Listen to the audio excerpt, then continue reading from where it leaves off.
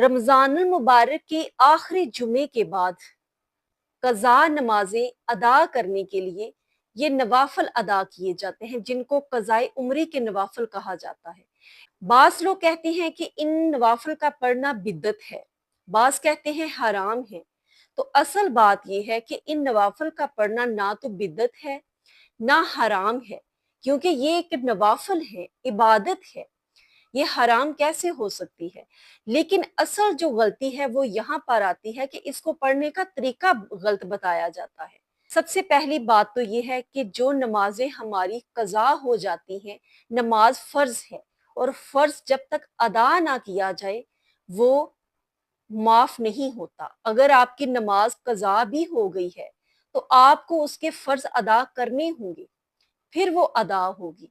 तो आप नमाजें जितनी आपकी कज़ा हो चुकी हैं पहले आप उनको अदा करेंगे। उसके बाद रमज़ान मुबारक के आखिरी जुमा के दिन जुमातुल मुबारक पढ़ने के बाद नमाज ज़ोहर से लेकर नमाज असर के वक्त का जो दरमियानी हिस्सा है उसमें आप फिर कज़ाई उम्री के नवाफिल पढ़ेंगे, 12 नवाफिल।